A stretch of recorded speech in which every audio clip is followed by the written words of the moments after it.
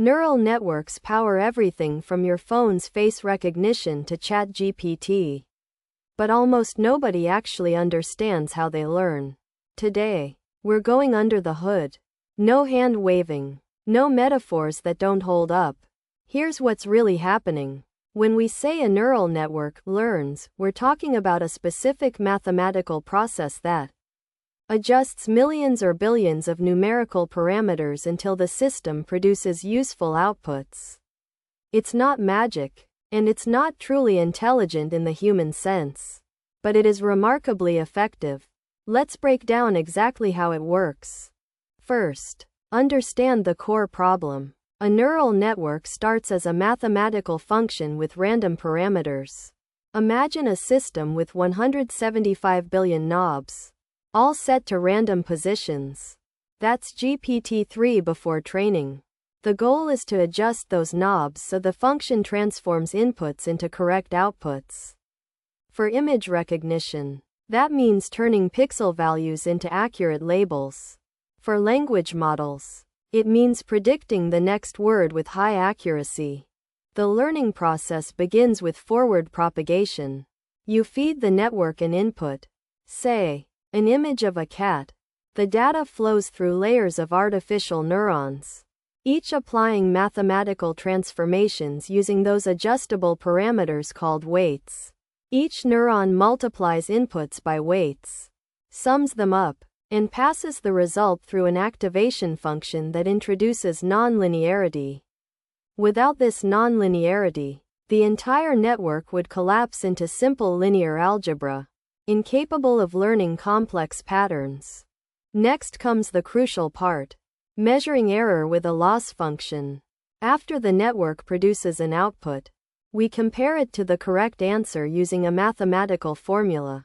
For a cat image, if the network says dog with 80% confidence, the loss function quantifies how wrong that is, typically a single number representing total error. Common loss functions include mean squared error for regression or cross entropy for classification. This single number is everything.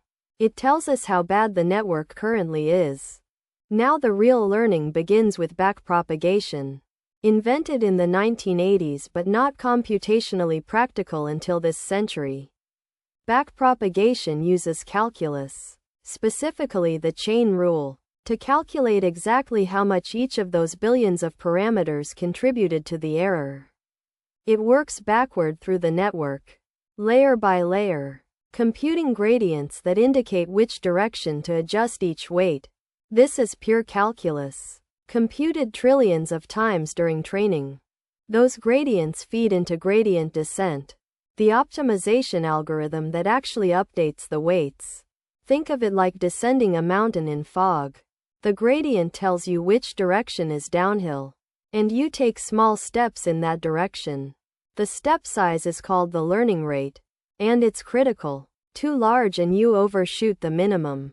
Too small and training takes forever.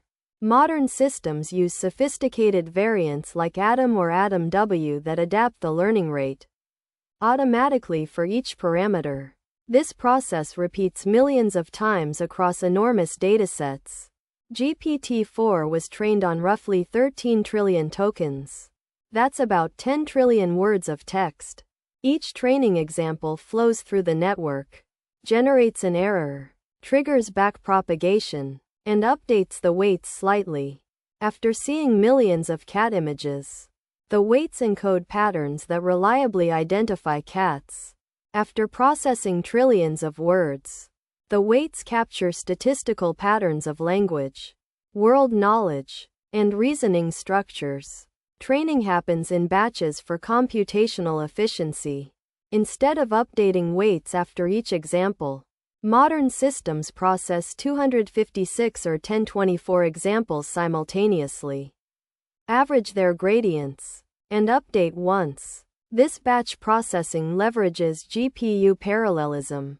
NVIDIA's H100 chips can perform 1,000 trillion operations per second. Making this computationally feasible, training large models requires clusters of thousands of these GPUs running for months. The scale is staggering. Training GPT-4 reportedly cost over $100 million, mostly in computing power. Meta's Llama 3 used 15 trillion tokens and took weeks on 16,000 GPUs. Stability AI's latest image model trained on 5 billion image text pairs. These aren't just big numbers. They represent the sheer volume of pattern exposure needed for models to generalize effectively to new situations. But here's what makes it actually work. The network learns hierarchical representations. Early layers detect simple features like edges or word fragments. Middle layers combine these into complex patterns like shapes or phrases. Deep layers recognize high-level concepts like object categories or semantic meaning. This hierarchy emerges automatically from the learning process. We don't program it. The gradient descent discovers it. Regularization techniques prevent overfitting, where networks memorize training data instead of learning general patterns. Dropout randomly disables neurons during training, forcing redundant learning pathways. Weight decay penalizes large parameter values. Data augmentation creates variations of training examples. These techniques ensure networks generalize to new data they've never seen. The final piece is convergence. Eventually, the loss function stops decreasing meaningfully.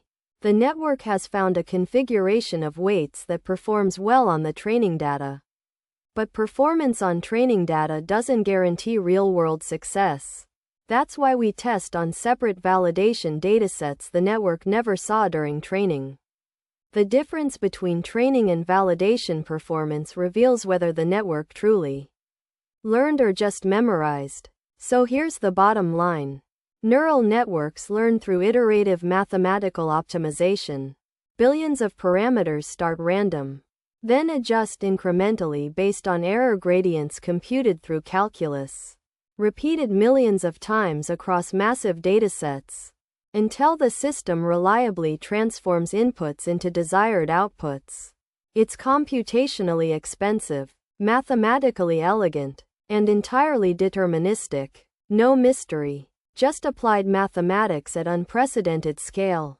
If you want to truly understand AI in 2026, this is the foundation. Everything else, transformers, diffusion models, reinforcement learning, builds on these core mechanisms. Subscribe for more no-fluff AI explainers that actually respect your intelligence.